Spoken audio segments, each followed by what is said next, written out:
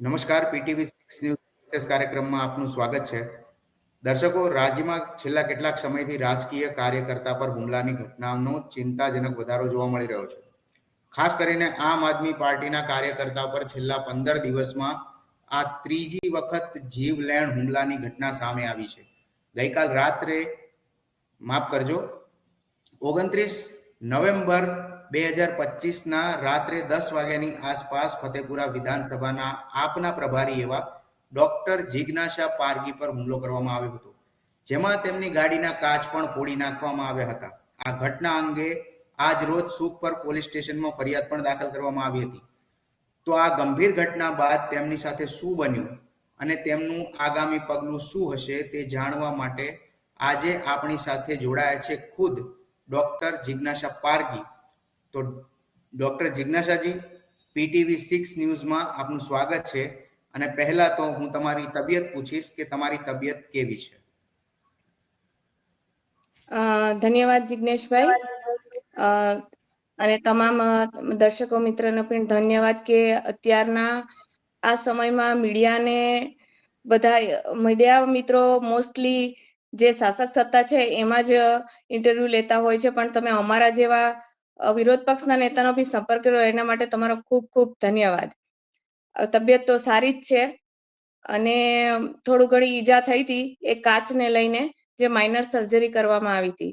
તો જિજ્ઞાબેન, સૌપ્રથમ તો એ પૂછવા માંગીશ કે આ ઘટના કઈ રીતે હતી અને એ ઘટનાનો બનાવ કેવી રીતે બન્યો એ અમને જણાવશો. જિજ્ઞેશભાઈ, છે અમારા એક કાર્યકર્તા છે વિક્રમભાઈ કરીને, જે હિંગલા ગામના વતની છે. ત્યાં શનિવારે રાત્રે અમે 9:30 થી 10 ની વચ્ચે પરત ફરી રહ્યા હતા એમના ચાંદલા વિધિ પતાવીને. ત્યારે મારી સાથે મારા કાર્યકર્તા પણ હતા, બીજા 5.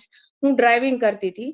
મારી પાસે મારી ગાડી સ્વિફ્ટ હતી કે જેમાં હું પોતે ડ્રાઇવિંગ કરતી હતી. ત્યારે એક અજાણ્યો શખ્સ જે અમારી ગાડીની આગળ વ્હાઇટ કલરની એક્ટિવા ચલાવી રહ્યો હતો, જે અમને નહીં કોઈ સાઈડ આપતો હતો કે અમને આગળ જવા દેતો હતો. એટલે કે એમ કે કોન્સ્ટન્ટ કોઈની જોડે ફોન પર હતો કે મારું લોકેશન ટ્રેક કરતો હતો કે હું કેટલે સુધી પહોંચી છું એમ. જેવી એને સાઈડ આપી તે અમે આગળ જવા ગયા, ને તે બાજુમાંથી, રોડની બાજુમાંથી જેમ લગભગ 2 થી 2.5 કિલોનો પથ્થર આવ્યો. કાચ તૂટીને મારા જમણા ખભેથી વાગી, પથ્થર જમણા ખભેથી વાગી ડાબી બાજુ જઈ અને બાજુમાં જે બેઠેલા મારા બેન હતા એના ખોળામાં જઈને પડ્યો. અને કાચ મોસ્ટલી બધા મને ગળામાં જ વાગ્યા હતા, કેમ કે હું બહુ જ નજીક હતી. એટલે પછી તો એમને બીજો પથ્થર મારવાની બી તૈયારી કરી જ હતી, પણ મેં ગાડીની આપણે ઊભી રાખી અને હું નીચે ઉતરી ગઈ. એટલે એ બંને 2 જણ હતા, જે મોઢું બાંધેલું હતું એટલે હું ઓળખાણ કરી શકી નથી અને ભાગી ગયા. ત્યારબાદ અમે 112 જે છે એને ફોન કર્યો. પોલીસ આવી અને અમને લોકોને સુખસર પોલીસ સ્ટેશને લઈ ગઈ. ત્યારબાદ અમે સુખસર પોલીસ સ્ટેશને જે સામાન્ય અરજી હોય એ લખાવી હતી અને સરકારી દવાખાને જઈ અને જે મને વાગ્યું હતું ત્યાં સ્ટીચ બધું સાફ કરાવી. અને એક જે કાચ હતો એ થોડો સ્કિનથી બી અંદર જતી રહેલો હતો, એટલે ડોક્ટરે ત્યાંના એમ કીધું કે સર્જિકલ રિમૂવલ કરવું પડશે. એટલે બીજે દિવસે જઈ અને મેં એ રિમૂવ કરાયો છે.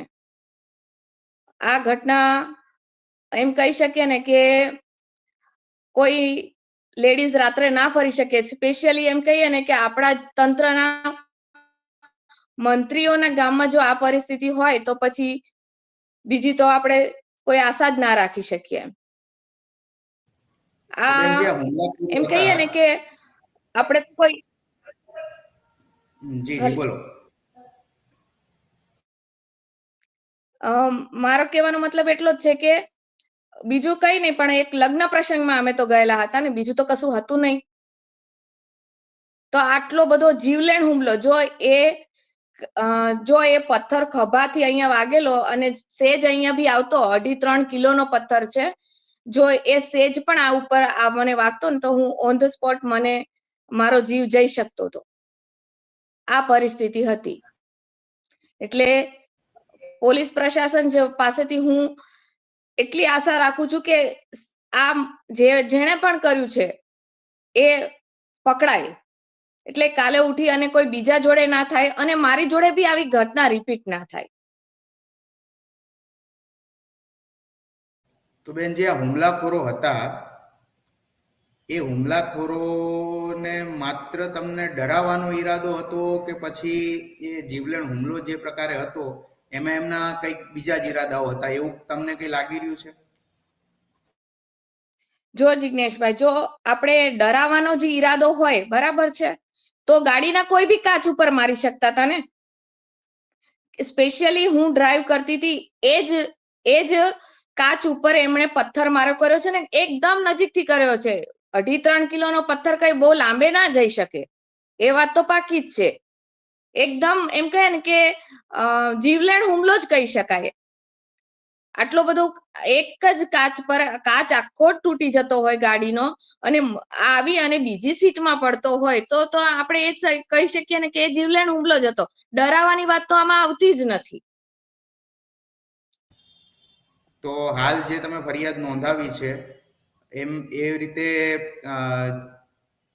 જે ફરિયાદ જ્યાં નોંધવામાં આવી છે ત્યાંથી તમને સહકાર કેવો મળી રહ્યો છે?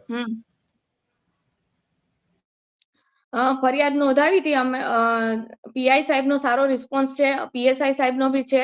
પંચનામું ને એ બધું થઈ ગયું છે આજે, એટલે એમનો રિસ્પોન્સ તો સારો છે. પણ હવે જોઈએ કે એનું પરિણામ શું આવે છે. હજી તો 2-3 દિવસ થયા છે, અઠવાડિયાનો હું એમને અમે ટાઈમ બી આપ્યો છે કે ચલો એમની જે તપાસ છે એ તપાસ એ વ્યવસ્થિત કરી શકે એમ કરીને. અઠવાડિયા પછીનું શું છે એ જોઈએ, પછી આગળના કોઈ બી પગલું ભરવામાં આવશે. તો ડોક્ટર જિજ્ઞાજી, આ જે હુમલાની ઘટના હતી એમાં તમને કોઈ એવું લાગે છે કે કોઈ અદાવત હોય, કોઈ જૂનો મુદ્દો હોય કે તમને કોઈની ઉપર શંકા હોય, એવું તમને ક્યાંક કંઈ પણ લાગી રહ્યું છે?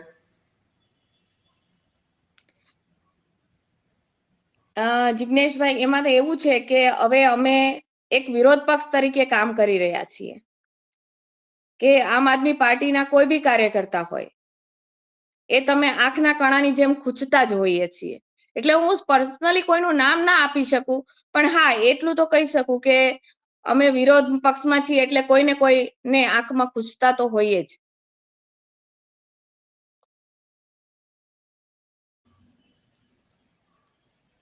તો ડોક્ટર જિજ્ઞાજી, પીટીવી 6 ન્યૂઝ સાથે વાત કરવા બદલ આપનો ખૂબ ખૂબ આભાર. અમે આશા રાખીએ છીએ કે પોલીસ આ મામલે સત્વરે અને કડક કાર્યવાહી કરશે.